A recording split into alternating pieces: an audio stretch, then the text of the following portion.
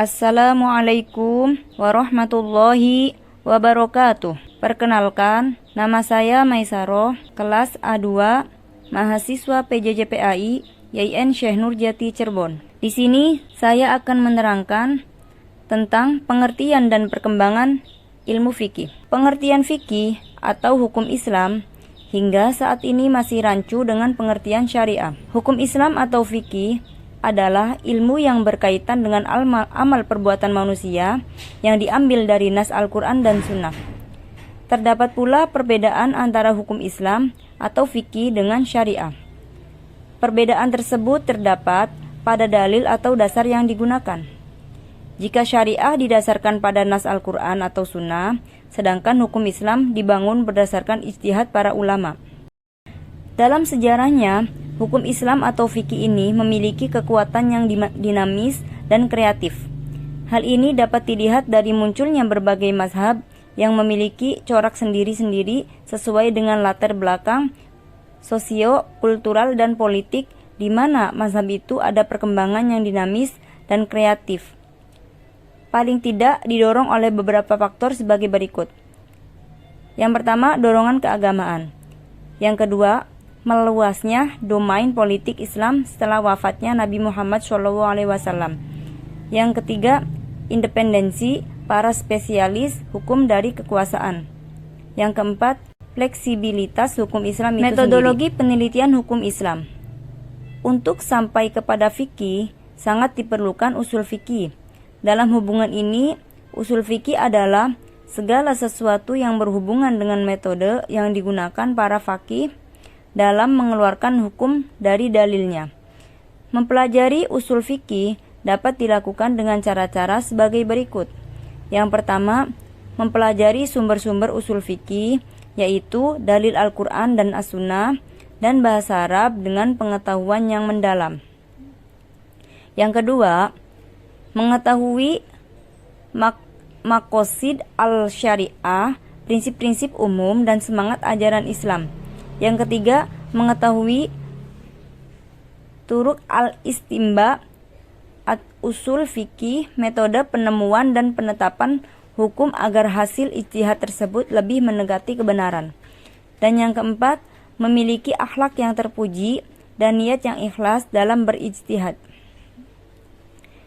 Yang menjadi ruang lingkup pembahasan dari pembahasan usul fikih adalah aspek hukum setiap perbuatan mukallaf serta dalil setiap perbuatan tersebut.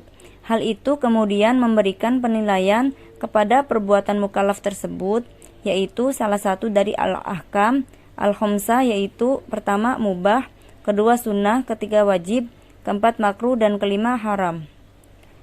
Adapun kegiatan mempelajari usul fikih adalah yang pertama, mengetahui aturan-aturan secara rinci mengenai kewajiban dan tanggung jawab manusia kepada Allah terhadap manusia, keluarga, dan masyarakat.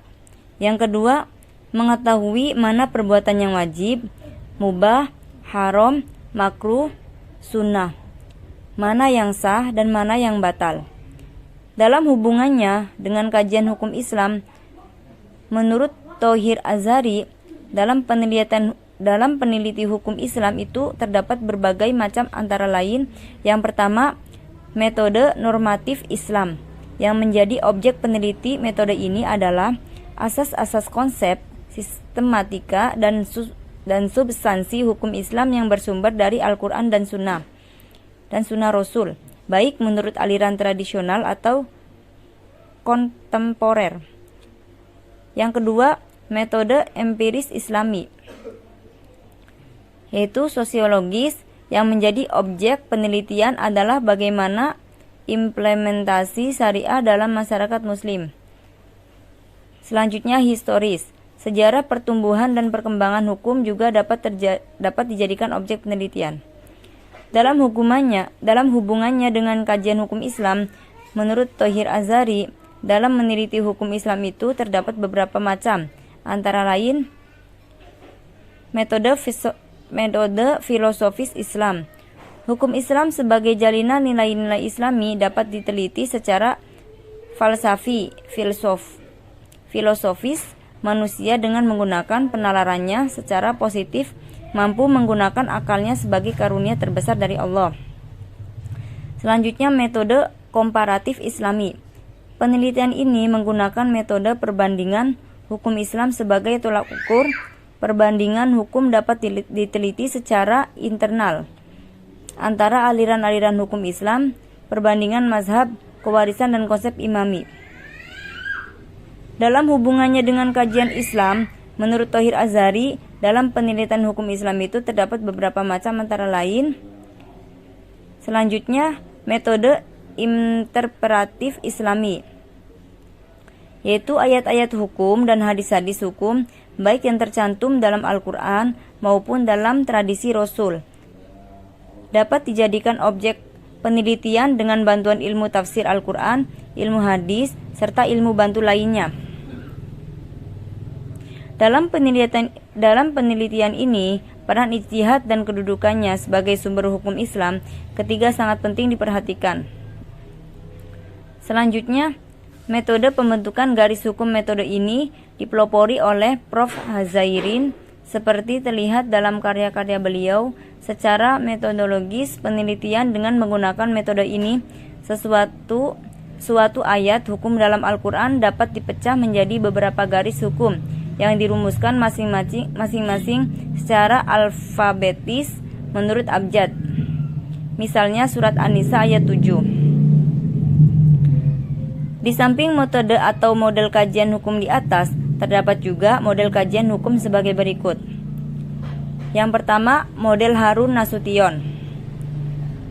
Model penelitian Harun terdapat dalam buku Islam, ditinjau dari berbagai aspek jilid.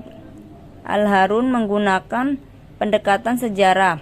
Harun telah berhasil menjelaskan struktur hukum Islam secara komprehensif, yaitu mulai dari pembahasan tentang ayat-ayat hukum dalam Al-Quran, latar belakang, serta sejarah pertumbuhan dan perkembangan hukum Islam sejak Nabi sampai sekarang, dan sebagai mazhab dalam Islam, serta latar belakang timbulnya perbedaan pendapat. Yang kedua, model Null J. Coulson. Penelitian Coulson terdapat dalam buku Hukum Islam dalam Perspektif Sejarah. Penelitian ini menggunakan pendekatan sejarah dan bersifat deskriptif analisis. Dan yang ketiga, model M atau Muzar. Model penelitian ini terdapat dalam disertasinya berjudul Fatwas of the Council of Indonesian Ulama Study of Islamic Legal Thought in Indonesia. Penelitian ini berangkat dari asumsi bahwa produk fatwa ulama Indonesia dipengaruhi oleh setting sosial, kultur, dan politik. Sekian dari saya penjelasan tadi tentang pengertian dan perkembangan ilmu